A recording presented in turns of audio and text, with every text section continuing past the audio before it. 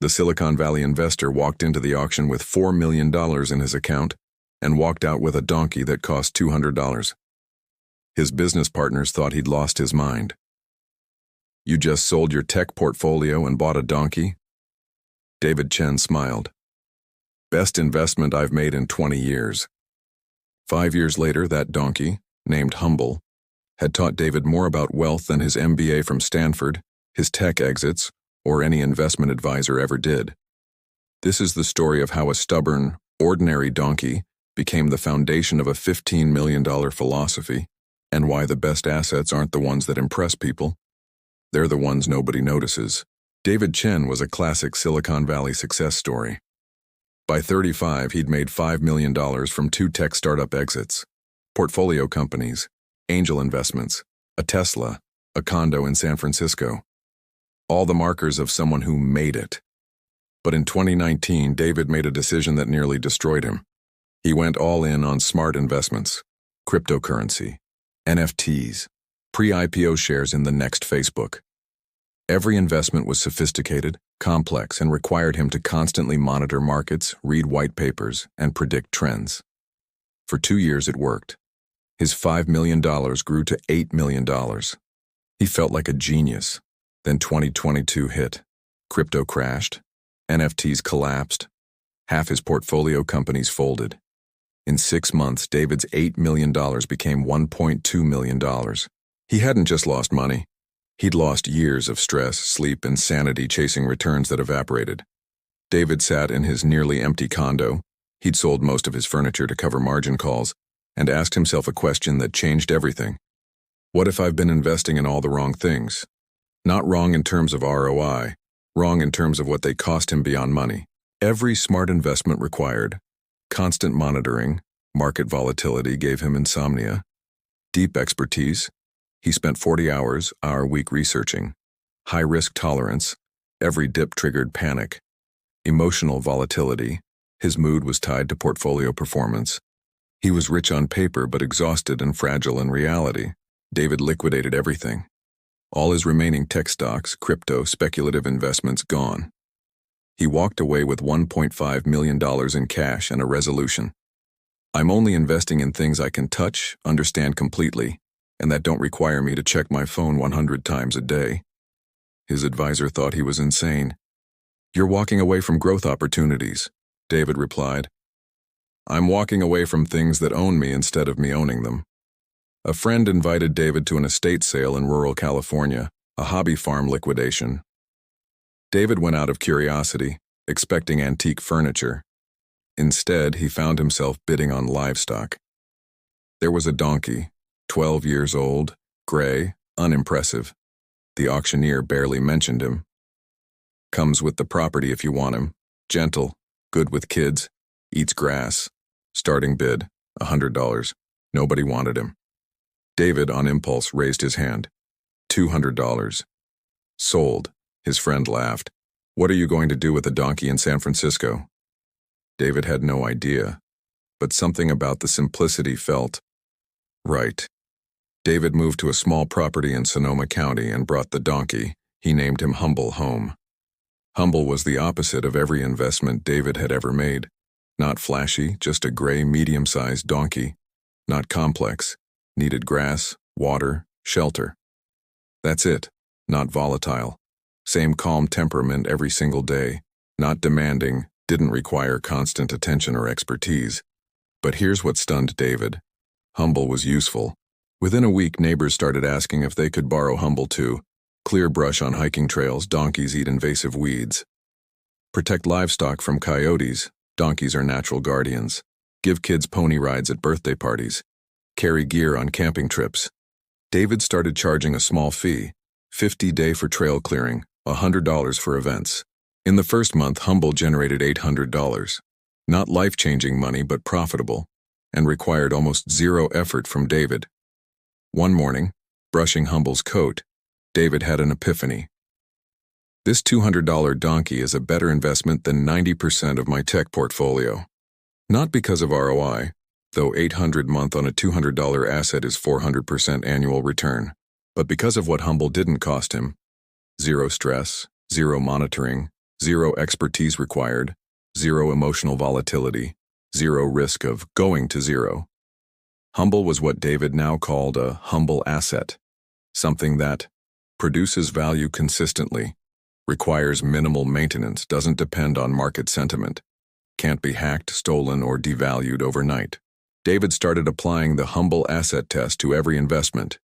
Question 1. Can I explain this investment to a 10-year-old in one sentence? Humble. A donkey that helps people and they pay me. NFT. A digital picture that... Wait, let me explain blockchain first. Question 2. If I ignore this for a month, will it still be fine? Humble. Yes. Pasture handles itself. Crypto. No. Could crash 80%. Question 3. Does this asset create value or just capture speculation? Humble. Creates value, clears trails, protects animals. Pre-IPO shares. Pure speculation. Question 4. If the market disappeared tomorrow, would this still be useful? Humble. Yes. Still clears brush. Still guards livestock. Tesla. Stock. No, just paper. Humble passed all 4. Most of David's old portfolio failed all 4. Over the next 2 years, David rebuilt his wealth using only humble assets. Investment number 1, a small orchard, 15 fruit trees, $8,000, produces $600 lubs of apples a year, sells to local restaurants, $2,400 a year. Maintenance 2 hours a week, mostly enjoyable. Humble asset score, 910. Investment number 2, a used tractor, $12,000. Rents to neighbors for 80 day, booked 6 days, month average, 5,760 year. Maintenance oil change every 50 hours, humble asset score 810. Investment number 3, beehives, 6 hives, $3,000, produces 400 lbs honey year. Sells at farmer's market, 12 lb paus, 4,800 year. Also pollinates orchard, doubles fruit yield. Humble asset score 1010. Investment number 4, a small barn, renovated, $40,000. Rents as event space, $500 a day.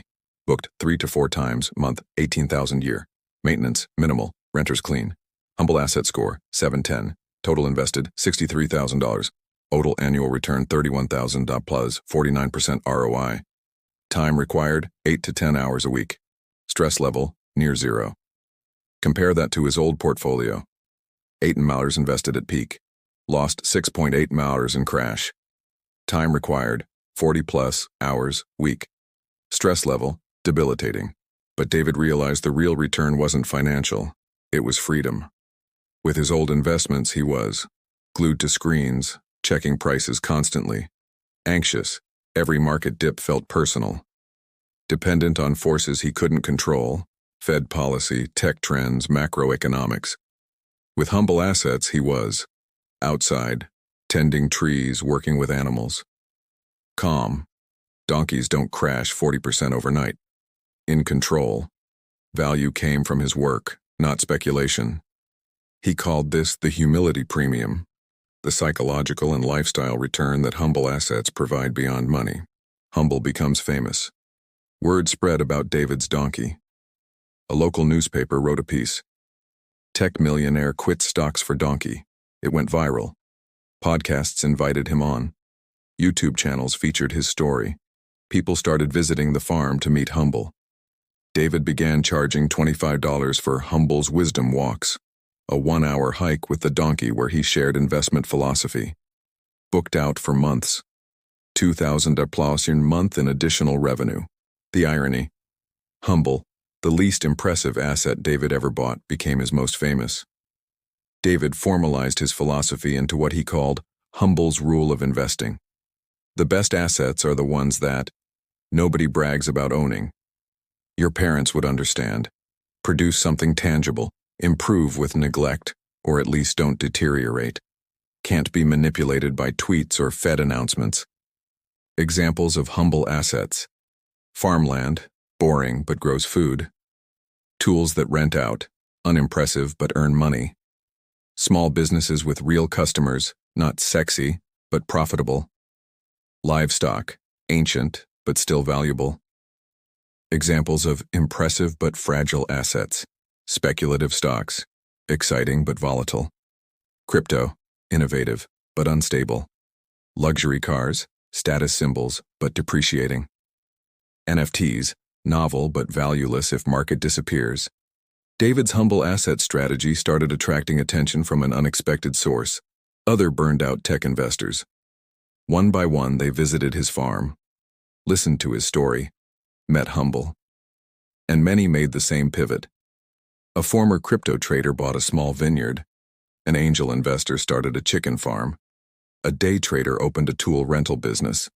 None of them became billionaires, but all of them became happier, calmer, and more sustainably wealthy.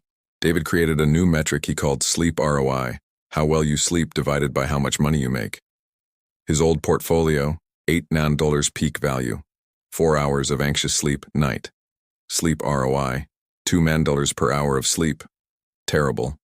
His humble portfolio, $500K current value, growing steadily. 8 hours of peaceful sleep night. Sleep ROI, $62K per hour of sleep. Excellent. He'd rather have $500K and sleep well than $8 and wake up in panic at 3 a.m. checking crypto prices.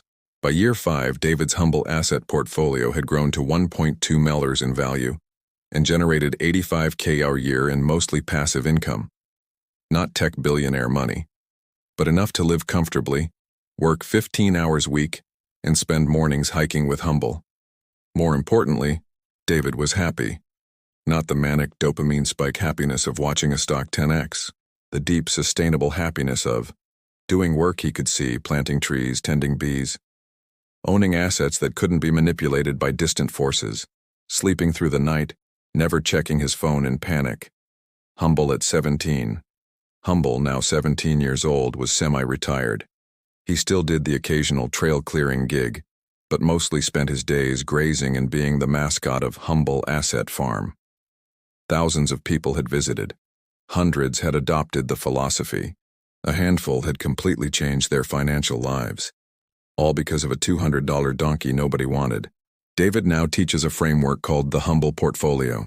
Tier 1, survival assets, 50% of portfolio, farmland, tools, livestock. Produce food, shelter, or essential services. If economy collapses, still valuable. Tier 2, cash flow assets, 30%. Small businesses, rental equipment, orchards, generate income regardless of market sentiment. Tier 3, growth assets, 20%. Index funds, real estate. Boring, diversified, long-term holds. Tier 4, speculation, 0.5% max. Crypto, individual stocks, startups. Only if you can afford to lose 100%. Never let this tier keep you awake at night. His old portfolio was 90% Tier 4. No wonder he crashed.